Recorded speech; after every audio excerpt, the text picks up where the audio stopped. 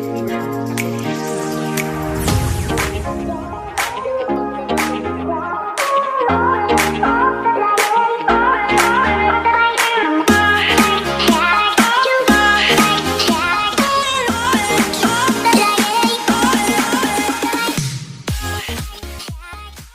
na yung live.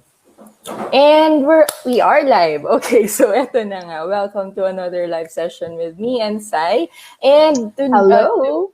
Hi. So this afternoon we have a special guest. So just last night we're talking about mentorship, ganyan, and how we are led to the right people in our lives today.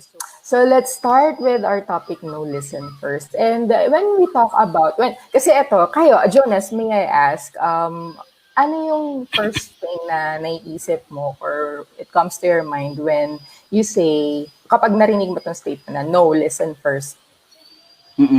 To anyone who is who wants to pursue something in life, who wants to become successful, I really believe that it's important for us to listen. It's important for us to become very open. My journey is isa akong klase ng tao na mayabang, sa totoo lang. Why? Because I perform a lot during my nag-aaral pa ako. I'm a consistent honor student. I graduated with honors. I even topped the regional licensure examination for nursing. I have master's degree. So yung yabang ko, grabe. Talagang abot hanggang langit. Wala akong ibang ginawa kundi magyabang sa mga tao na alam ko na lahat. And you know what? It's a recipe for disaster. Wala akong pinuntahan. Na-scam ako, nagkanda-gulo-gulo ang finances ko, and ang dami kong mga naging problema. And I only experienced change in my life when I started listening, when I searched for mentors. Pag may sinasabi sa akin, hindi na yung, kunwari sabihin sa akin na, yung English mo ganito, or yung pagsalita mo ganyan, ma-offend ako agad, ganun nararamdaman ko. Ayoko makinig kasi feel ko matalino ako. But then, when I started opening myself and I learned that I really need to listen, especially mga constructive criticism, nakinig ako, ina-apply ko yung mga sinabi. Pag may sinabi sa akin, humingi ako ng malalim and then ina-analyze ko. Bashing ba to or constructive criticism? Kung constructive criticism yon, ina-apply ko siya and then binabago ang buhay. Binabago ko at ina-apply ko talaga sa the way I work for my dreams. And nabago lang yun, nagkaroon lang ng massive change in my life. Nung nakikinig na ako. Nung nakinig na ako sa mga tao, nakinig ako sa mga mentors ko, nakinig ako dun sa mga taong gustong tumulong sa akin. We were created to have 2 ears and 1 mouth, which means mas makinig dapat tayo more than we speak. That's what I think pag narinig ko yung statement na to. Oo, wow, that's inspiring. How about you, Sai? What can you say kapag ka naririnig Ako naman, mo? when I first saw this statement, ang parang dating niya sa akin is parang you need to pause kasi sometimes hindi natin napapansin, parang same nga sa sinabi ni Mentor Jonas na parang sometimes we are full of ourselves, we are too confident with ourselves, with what we do, with what we say, and sometimes sa sobrang focus natin sa sarili natin, hindi na natin nakikita yung mga bagay-bagay around us or yung mga tao, how we affect people and how we affect the situation around us. So parang it's a call. That statement is a call to pause for a while and alam mo yun, step back, analyze your situation or your current circumstance. If ano bang meron, what is happening, what can you do, what can you change, what is wrong, what is right. So para siyang, anong tawag niyan? Para siyang analysis, right? That's the term. Para siyang pause muna to analyze the situation para alam mo yun kung tama pa bang itutuloy mo yung ginagawa mo or not. So, ayun, it's a pause for me. Perfect. Yes, I love it. Uy, pwede palang ganito na magkakatabi. Yan. Ayan. Kasi yung kanina pinipigure out ko kung paano yung yung mapupunta. Miss Maan, oo, nakakalungkot kasi yung mag-isa. Oy, mag-isa lang ako sa bahay and almost 2 months na. Hindi, yung mag-isa sa video, yung mag-isa mo lang nagsasalita para wala na parang nakakalungkot. Yun, kayo naman. Masyado ako sensitive dyan. Ang lakas yung maka John Lloyd and Bea. Walang yan. Humuhugot. Oo, okay. Grabe. Pero ayun gusto ko yung sinabi ni Jonas na we have 2 ears to listen and 1 mouth to, alam mo yun. So we need to listen more than we talk.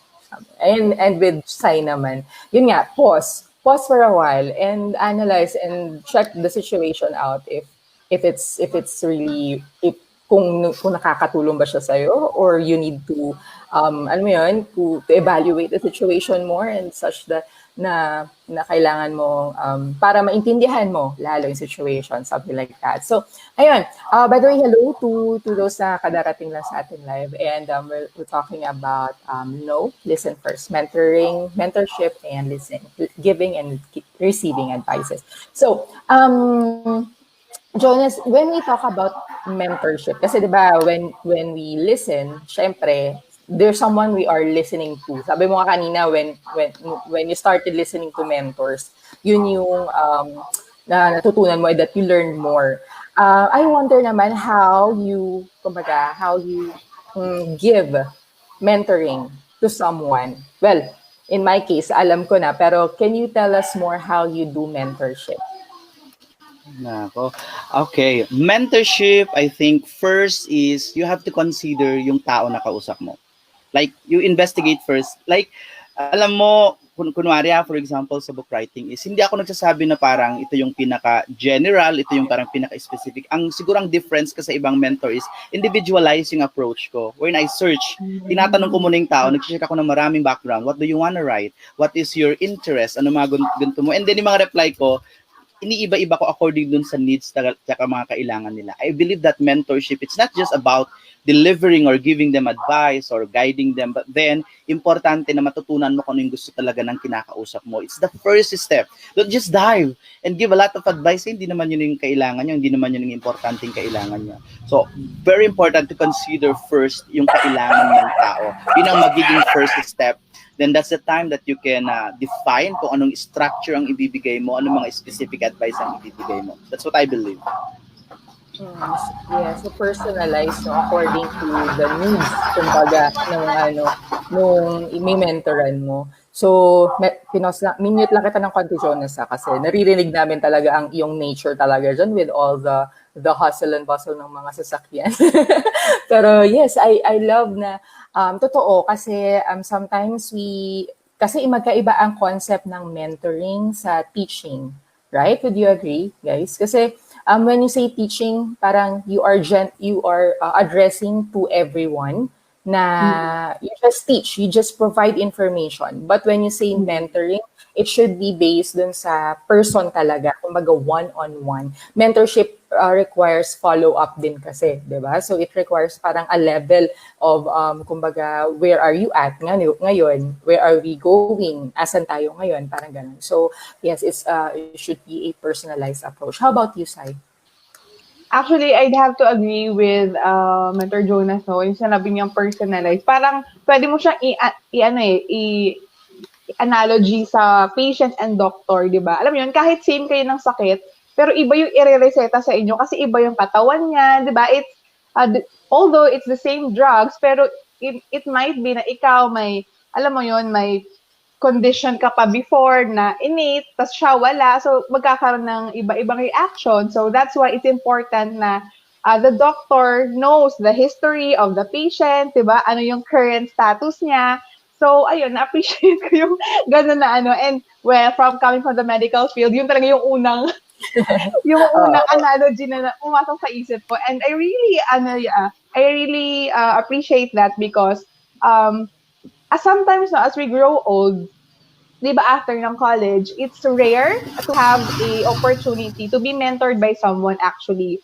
If you're a normal person and you don't have the guts to take action, na to pursue alam mo yun, ikaw talaga yung gumagawa ng action hindi darating sa'yo ang mentor eh. Alam mo yun, kung hindi ka gagawa ng paraan, hindi siya darating sa'yo. So, that's why not a lot of people experience mentorship and the great benefits of having one.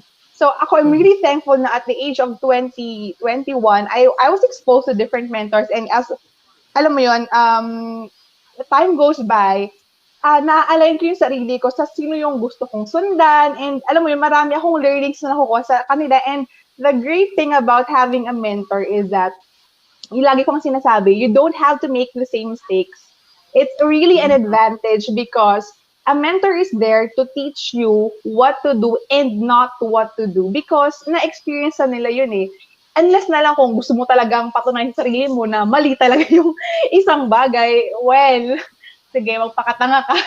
May mentor ka na nga, di ba? Alam mo yon. But if you apply talaga the benefits of having a mentor, napaka talaga siya, advantage sa life, and it's a blessing.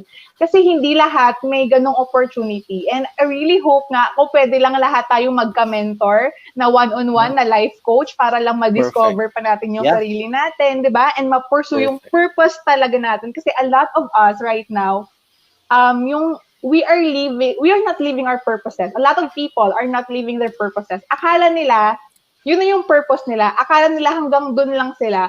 But little did they know that they have that seed in their heart, ano mo yun, in their body that God planted, kaya lang walang right environment, na alam mo yun, magtutulong sa growth nila. So I really appreciate having mentors. And if I'd recommend someone na parang searching for life's purpose, kailangan mo talaga ng mentors. So yun. Yes, grabe pang Miss Universe talaga. Wait, let me just call out yung comment ni Miss Jamie. Sabi niya, agree when it comes to mentorship, personalize the need of the individual in your team. Yes, tama yun. So it should also fit with the individual's personality of in your team on how you will mentor them. Yes, according to their personality. Kasi hindi pwedeng, personality. I'm not sure, Jonas, if you're familiar with the DISC personality. DISC. Are you familiar?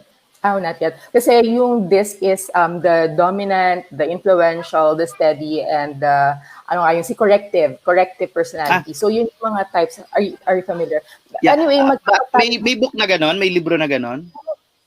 Yes. Did you read it? And I think Jason Law is one of the authors na nagsulat about ganon. that. Someone shared it with me last month nung parang nag-one-on-one ako ng coaching. Sinabi niya lahat yan. May sinabi siyang book, nakalimutan ko lang. About unique ayun. Unique.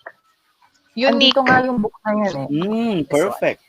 You as in Y-O-U tapos Nick. Yes. Ito siya. Papakita ko lang. Nandito siya sa aking table. Hinahatak ko lang.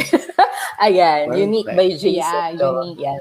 So, this book explains how we all have different personalities and according to the animals in the jungle, ayan. So, mahahalin tulad daw tayo sa mga hayop na yan. Because, like for example, yung agila. Agila is a dominant animal. And sa mga tao or some of the people we encounter have those personality types as well. And if you are mentoring someone who is dominant, hindi pwede na i-apply mo yung same mentorship when it comes to a person who is a steady kind of person, who doesn't like challenges, who doesn't like orders, parang ganyan. So, because a steady person requires relationship building first before you can mentor the person. And the dominant accepts challenges. They love challenges. So, it's a different approach kung alam mo yung personality nila. So, ayun. So, maganda tong book na to. And it's the first thing that I've learned when I became an entrepreneur. And I think it's a very, very important tool as well for everyone to know their personality type. Kasi there goes your self-awareness and knowing your strengths and weaknesses will lead you to where you want to really go, diba? So, ayun. So, that's one advice that we can give as well. Yung know your personality type and your strengths and weaknesses. Ayan. So, ayun. Ayan. Well, how do you, Jonas, for example, what's the best thing na ginagamit mo or yung best approach na ginagamit mo when it comes to mentoring a person? Yung kumbaga, sige, please, go ahead. Yeah, first, it's all right.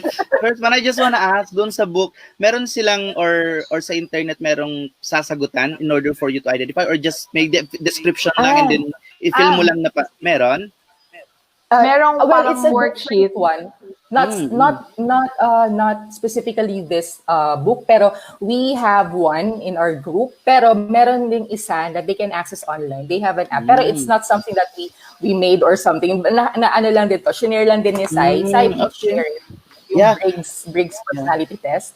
I Teka lang, wanna try, nawala si Miss Tai, Sai. kasi I'll be starting my book writing workshop, and I would love na dun sa introduction sa Mm, meet and greet is, I Mm-mm. think I really want to know their specific personality. Makakatulong yun ng malaki mm, sa akin kasi meron akong ganun lang, parang experience before na masyadong, noon kasi ang ginagawa ko is like, kaya sinabi ko na is highly personalized, very important, kasi na-experience ko yung general, para naka-offend ako ng isang kinakausap ko na Mm. mag-enroll, masyado akong pushy masyadong ganun yung sinasabi ko. Parang Oo. hindi ako nagtatanong pa sa kanya, na parang sinasabi ko is like na, ako nakaya ko nga nakaya ko magsulat ng ganito, ng ganyan, may trabaho Oo. pa ako ng ganyan. And then True. biglang, yung personality pala niya is like, Sakto. alam mo yon, parang hindi siya masyadong sa challenge, di ba, steady lang. So, Mm-mm. natuto ako doon. I hope na pwede kong magamit. I really hope. Ayan. Sa Oo. tanong naman, Well, Maan, yeah, it's alright. No, it's alright. go Let me ahead. know. Mm-mm. Ayan, kasi what the tool we're using is, well, they can find it online. You can find it online, this personality test. Pero we can Mm-mm. also send you the guideline or yung guide Mm-mm. kung paano. I think it's the easiest guide kasi with regards to personality test. Yung Briggs kasi, there's another one, yung Briggs personality test side, diba? So they have an Oo. app na pwede mong Mm-mm. Sagutan. malaman. Pero they have, kumbaga, ENFS, maraming characteristic na yun nandun. So parang medyo full pack talaga siya kapag isang Yun kasi upuan. yun yung parang highly This comprehensive na na personality test kasi personality test. 16 talaga yung different personalities. Imagine gaano Oo. kadami yun. Yung sa DISC kasi 4 lang yung parang Yeah. niya, classification. But sa Briggs it's highly talaga comprehensive. Comprehensive. So yeah, you can use the disc one para sa iyong love it. workshop. Thank Pero you. yun, Thank you so going much. back to the question, please. What's the best approach that you've used when it Yes. comes to The best mentoring? approach, ayan, ito na. And magagamit ito sa lahat, especially those who are aspiring coaches and mentors. I think the parang main theme or the center of mentoring, of coaching, is about relationship. It's about building relationship. And I really tried my very best to connect with people. Talagang yung literal na kinakaibigan mo, not because you need something from them, pero doon mo lang mahuhuli talaga. Ayoko ng mentorship na mababaw lang ang relationship. Gusto ko talagang may Facebook group tayo, gusto ko nakakausap kita, natatawagan kita, and talagang kilala mo ako at natatanong at nakikilala din kita, because when you build a nice foundation in terms of your relationship, other things will be better. It will go smoothly pag once na naging True. okay ng even yung for example sa the feast, building the church, creating making a lot of fellowship. Ang pinaka-heart ng the feast is about relationship. Paano mag-stay ang mga tao to attend the feast. Alam mo yun ang tinuturo sa amin na parang how can these people come back and attend your fellowship? Well, you need to know them. You need to build relationship with them. And same true sa mga estudyante ko lahat. Halos lahat sila kilala ko. Alam ko mga pinanggalingan nila. Alam ko kung ano mga trabaho nila. Ang dami kong tinatanong kasi gusto ko malaman yung background nila. And they were happy kung nag-greet ko sila sa birthday nila, or pag yung isang bagay na favorite nila, kunwari may kinain ako lang kung favorite food niya to, isi-send ko talaga, and that's building relationship. Yung genuine, yung sincere na pag-build ng relationship, pag once na magandang naging foundation between your students and you, yung respeto nandun, yung pagmamahal na ramdaman nila that you really love them. And alam nyo sa panahon ngayon, parang nakakagulat na siya. Like, yung mga tao nagtataka na, ganyan ka talaga ka-caring? Ganyan ka talaga kabait? Like, scam ba itong napasok ko? Ganun na sila sabi talaga. Oh, because they're not used to it. Yes, Oo. pwede ba tawagan mo ako? Tapos pag nag-uusap ko yung parang, totoo, ganito ang background mo, ganito. Yeah, it's true. And ganun din naman talagang personality ko. Manos, talagang nakikiconnect ako, nag-build talaga ng relations. Sa mga tao siguro hindi masyadong sanay, nagugulat sila. So, yun, to wrap, if you really want to build or to make your coaching, yung tinuturo mo, mentorship effective, build relationship first. And pag once na malaki na ang tiwala nila sa'yo, madali mo na lang mapapasunod mo ngayon. Mahihiya na sila. Yeah. They will do something, not out of fear, but out of love. And that's very powerful. I It's very love it. powerful. Right. Grabe talaga tong si Mentor. Kaya nga. Iba talaga di ba? Praise Pero God. yun din talaga yung in any aspect of life, no? May it be a teacher-student relationship, be it a business partner relationship or business partner, mentoring, di ba? It's all about relationship. Well, yun nga, parang how would you effectively communicate with others? You build relationship talaga. Yeah, sabi ni Jamie, relationship over money. Yes, when it comes true. when it comes to anything, actually, si Jonas, kung Yeah. nagme-mentor man siya ng ng book writing. Yes, there is benefit somehow na nagturo siya at he monetized from it. Pero beyond that, yung 1 year, that's priceless. That's Kaya nga, one year grabe. follow-up, diba? So hindi lang siya one time na mentoring. Sabi naman ni April, to do things out of love. Yes, kasi he loved us first. I love So you. Naalala ko lang yung sinabi ni Press AM, hindi ko to makalimutan. Sabi niya, mission first, commission will follow. So parang isa yan sa mga tumatak din sa akin na linya na parang, dati kasi parang ang tagal ko naintindihan yan na yung you have to, kumbaga, give value to people than to seek, alam mo yun, money. Kasi what I learned about Mentor Jonas, na sinabi niya kanina, is you have to be intentional in building relationship. It's very important that it's the word, intentional. Because if you just try to build relationship na with the mindset of para may gagawin ko to para may makuha lang ako sa kanya na alam mo yon, something, it will never gonna work, and the person will probably feel that it's not genuine. That's why you have to be intentional in building relationship, and it will take time. Parang yun yung na-learn ko sa kanya na it will, kailangan talaga may process siya eh. Hindi siya, alam mo yun, isang gabi lang kayo nag-usap, kilala mo na siya, may friends na kayo, close na kayo, di ba? Parang it will take a lot of process pa. Siguro weeks or months, ganon. So, yun ang natutunan ko sa sinabi niya, parang intentionality. Yeah, I just wanna, alam niyo ba, parang meron pa lang akong 3 days, he enrolled in my class from Baler, Aurora. And then, tinawagan ko siya, tagal namin nag-usap. Ngayon, halos buong gabi, magkausap, excited sila magsulat. Like, parang nasabi niya na, magkakilala na ba tayo dati? Or, ito, isa pang kwento ko sa inyo about mentoring din is, yung sa relationship na yan. Itong laptop ko, itong MacBook ko, hindi ko to binigay sa akin to ng kaibigan ko, mentor din, wherein na-build, hindi pa kami nag-meet ni minsan in person, nasa Canada siya. Wow! Pero alam mo, sobrang generous niya. Alam niya itong kanina na serving, sabi ko sa commission, money will follow, and I love it. That's from, if you know Jim Rohn, yun ang isa sa mga foundation na natutunan ko kay Jim Rohn na serve. In the past 7 years, I'm just serving. Ngayon, nagmo-monetize na ako, for example, is to create commitment. That's part.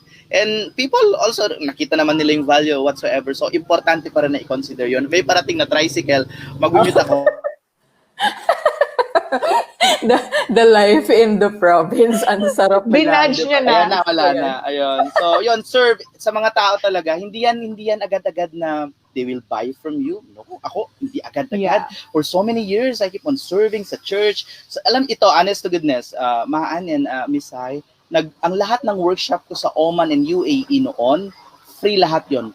Whole day Overseas Filipino Workers Summit wherein tinuro ko lahat paano makauwi for good. Whole day ako pa nagbayad ng venue, magpakain minsan. Ako lahat gumagastos because I want to build relationship and I want to show them my value. And that's the only time. Binigyan mo ng value ang mga tao, they will come back. They will come back. Yes, they will stay. Right. Binigyan mo ng value ang mina-mentors mo, they will stay. They will love you. Ganun ang nangyari ngayon. Like, mga future product ko, they are waiting. Where is your book? Where is your workshop? Yeah. Sino na nagpa-follow up? Because from the very first place, we established the foundation. The base niya mismo is all about relationship. At ramdam nila yun. Hindi ako nagpa-fake ng relationship sa kanila because I really love them, I respect them, and nagko-connect talaga ako sa kanila. And that's one thing that you can do as well. I remember Gary V in one of his live sessions. Favorite natin. Alam na, yes, favorite natin si Gary V. And all wait lang, Gary Vaynerchuk, hindi Gary Valenciano. Miss, natatawa kasi topic natin siya kanina. Sinasabi ko sa Gary mamaya, V. Tumawa siya. Baka mamaya sabihin ng wala si Mr. Energy palang idol nila. And then si Gary Vaynerchuk, ayan, nga, Gary V-E-E, yun kasi yung kanyang name. And all his saying talaga, lagi talaga sinasabi is give. Kasi hindi mo naman talaga mapapakita sa tao kung anong gusto mong iparating sa kanila kung hindi ka mag-give all out muna, di ba? Kaya nga sabi niya, yung payment na yan, hindi naman talaga yan bayad sa kung anong kaya kong ibigay di ba? Kasi parang sa kanya, everything just follows if you give first, give. Kaya even if some people or yung mga new viewers niya tell him na parang, why don't you let them finish what they're saying first before you say your point, ganyan. Eh, they don't know how he works. Kumbaga sabi niya, kasi naintindihan ko na sila, kaya kailangan ko na silang putulin para mas marami pa akong value na maibigay sa kanila. Yun yung lagi na sinasabi. And sabi nga niya, alam niya ng mga viewers ko, they've known me for so long that na ganun yung style niya. And kumbaga, since nga pina-follow na siya ng karamihan, alam nila talaga na ganun, and he provides so much value with what he's doing. Another thing that I'd like to point out is empowerment. Ito, isa to sa talagang nakakapag-uplift when you mentor someone, when you give praises na parang yung feeling ng tao na hindi niya kaya, pero you still push him na, ano ka ba, kaya mo yan? Ako nga nakita kong kaya mo bakit hindi mo makita? Parang gano'n. So, empowerment is a huge, kumbaga, motivation for them na para maisip nila na they are someone na they thought they are not, di ba? And Jonas is very good, very, very good talaga when it comes Kaya to nga, that. umiyak nga ako kanina Hindi niya alam, umiyak ako kanina sa message niya. Oo, si Jonas sa kanya, wala lang yun. Pero kapag siya talaga yung sabi nung words of empowerment niya, parang it is very uplifting talaga. Na parang kahit tinatamad ka na magsulat na libro, teka, sinabi ni Jonas, so eto na, masusulat na ako, yes. So, ano nga yan, you have 3 I remember you telling that last night, yung 3 words of empowerment mo. Can you tell us more about that? Number 1 is, I believe in you, because it's just really true. Kailangan mo marinig ng assurance that someone believes in what you can do. Example, you have plenty of dreams, I know that. Okay, sabihan ko yung mga estudyante ko, please know that I believe in you. Yung palang dapat matuwa ka na kasi may isang taong naniniwala sa'yo. Because we live in a world full of critics. Ang daming nanlalait, ang daming hindi sumusuporta sa'yo, ang dami, the society is judging us, and be grateful kung may isang taong maniniwala sa'yo. And yun yung ganun ng isang mentor. Another thing is, I am rooting for you, which means, again, naniniwala ko sa kakayahan mo. You can do something, you can do better. And at the end of the day, please know that I am your number 1 fan.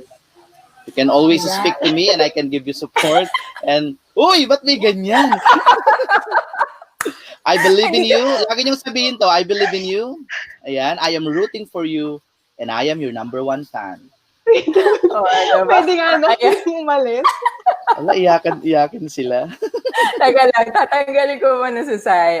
Compose yourself muna, Sai. Pero yes, kasi Sai is, kumbaga, sabi niya, parang she really appreciates those words of empowerment from you, and mababaw talaga luha niya. And sabi ko naman, I guess everyone would appreciate those kinds of empowerment. Pero kasi only probably those who are proud and kumbaga, ang tawag dito, who are proud and boastful cannot appreciate those words kasi they feel good about themselves and all. Pero everyone is, and if you are towards the goal of or in the process of self-development, talagang those words of wisdom is kumbaga your fuel diba? The words of empowerment are your fuel para mag-push, mag-keep going, diba? Kasi if wala kang ma-receive na gano'n, at nabibilitan mo na yung sarili mo, paano ka pa? I really believe that ikaw, si Miss Sai, and even ako, we've been through hell. We've been through a lot of things. And yung ganong gagawin sa'yo, na may gumawa sa atin noon, sobrang laking impact noon. Is I'm just duplicating because, I did or I achieved what I have in my life just because one person or group of people believed in me. And forever grateful ako sa kanila. During the times that I doubted myself, during the times that I think I cannot do it, there are a group of people, my best friends, my family, who were there telling me, kaya mo yan. We are your number 1. We are your fans. Nandito lang kami sa'yo. And then, naniniwala kami sa kakayahan mo. Plenty of times, narinig ko yan sa mga kaibigan ko. And sobrang laki ng impact sa akin. If it's very powerful sa akin, sobrang laki ng naging impact sa akin, I think I can also share it sa ibang tao. Baka pwedeng gawin ko din sa kanila na sinabi sa akin, hey, I want to start my own business. Hey, Brother Jonas, I want to write a book. Hey, Brother Jonas, I want to shift from my career from being a full-time employee to an entrepreneur. Sabihin ko sa kanya, well, if that's a dream, let's talk about it and please know that I believe in you, that you can do it. Tingnan natin kung ano magagawa natin. And yun, talagang empowering talaga yung ganun na sasabihin. I hope everyone can use, gamitin nyo yan, ang words of empowerment na mga yan. Use it sa mga kakilala nyo. I believe in you, I am rooting for you, I am your number one fan. Asan na yung kasama natin? Sorry na. Hindi, okay lang. Parang napaka-moving kasi ngayong ganun sa akin na na situation. Kasi 'di ba sometimes lalo pa when you're trying hard, 'di ba, and you don't see results yet, 'di ba? So, sometimes parang may motivation naman pero hindi ganun yung spark kumbaga. And when someone appreciates what you do, minsan doon talaga nagagaling yung fire na alam mo yon, na that will flame your current fire, na alam mo yun, na magtuloy-tuloy ka talaga. So, para siyang gasolina. Yun tamang term. Para siyang gasolina sa fire mo na, ayun, it makes you feel better about yourself, di ba? Kasi sometimes, kung nahihirapan ka, there will come to a point na you will have negative self-talk, which is di ba, napaka-disempowering nun. And when someone appreciates what you do talaga, grabe, parang, wait, let's go back to the to the right way. So, ganon. Kaya, super thank you, Mentor Zola. Super na-appreciate ko yung mga words mo. Ayan. So, araw-araw ako nag-iingay, okay lang yun. Just follow lang kayo. And you can send a message anytime. Pati yung mga nanonood ngayon, if you really want to ask something, support, or even prayer, message nyo lang ako. Well, yes, grabe. ma'am, please. So, talaga to. Ito well, ayun lang naman din, no? And we hit our 39 minutes na tayo. I would like to talk more about this topic. Walang tigil bibig natin And panoorin ko ito mamaya. I love it. We can talk about this for hours, I'm sure, no? So, kumbaga, kung pwede lang talagang ilang oras tayo mag-usap dito. Pero syempre, for those who are watching live, kumbaga, baka hindi na rin sila makatapos ng trabaho nila kapag kainupuan nila yung nag-uusapan natin. So, let's just keep it with the 3 things na napag-usapan natin this afternoon. So, number 1 about mentorship, it should be personalized. Yan, ito yung talagang parang one-on-one kasi talaga ang mentoring, not just teaching in a class. And then second is you empower someone if you start to empower someone if you build relationship first. Ayan. And the empowerment, the words of empowerment is the fuel for the person to keep moving, to push himself further, no, para sa ginagawa niya. And ayun, so personalized relationship and empowerment. That's very powerful. Itong session natin is very powerful. And I'd like super love it. Pero hindi ko siya ma-share kanina Sayang. Anyway, I'll try. Hindi nagpapakita yung... I shared it to your wall I shared it to your wall. So I think na yan sa wall mo kanina. Pero anyway, anytime, pwede naman natin itong balikan. And thank you for those who watch and who will be watching this on a replay. And we'll see you on our next live. Let's schedule it again, Mentor Jonas. We'd like to have you. Brother lang. I love it. I love it. Just call me Brother Jonas. Kapatid mo ako. Hindi ako komportable sa mentor. Nahiya ako. Diba ang laki ng sasakyang dumaan? Nakita ko hindi nila nakikita kasi we're on 3 divided by 3. Pero ako nakita ko dumaan talaga sa likod mo. But anyway, so that's it for today. And today's Saturday. I hope everyone's having a great weekend, even if it seems like every day is a weekend for us. Pero we really pray that this crisis will end na and everything may at least go back to our usual normal. But even then, if hindi pa natin nararanasan yung back to normal talaga natin, the new norm is something that we need to adapt to, diba? So, if you don't know what to do during this time, ang dami pong pwedeng gawin. And listening to this live stream is one way para ma-empower din namin kayo. So, ayun, you're welcome, April, you're welcome. Thank you kasi mentor. Sabi niya, thank you mentor. Sa basa ko lang kaya sabi ko, you're welcome. But ayun, so again, thank you Jonas and Sai for joining me this afternoon. Thank you so much. Salamat po. Ayan. So, ayan. So, again, thank you everyone. Can you, paalam na rin po kayo? Yun, maraming salamat sa lahat. Patuloy tayo magdasal and looking forward to meet you. Yung mga nanood ngayon, if you really wanna connect, just type Jonas Dupo. Marami akong ganun. Dalawang Facebook account ko kasi 5,000 na yung isa. Side doon ako sa second account kasi hindi na ako maka-accept dun sa isa. And may page din po ako. Just Jonas Dupo lang din. God bless everyone. Yes, thank you. Yes. Thank you, Jonas. How about Sai? And thank you everyone for watching this live stream, and I hope you got a lot of value sa session na ito kasi ako dami ko ring natutunan myself. And I hope to see you next on our next live. Thank you. Stay home, stay safe. Yes. So God bless everyone till our next live session. Bye-bye.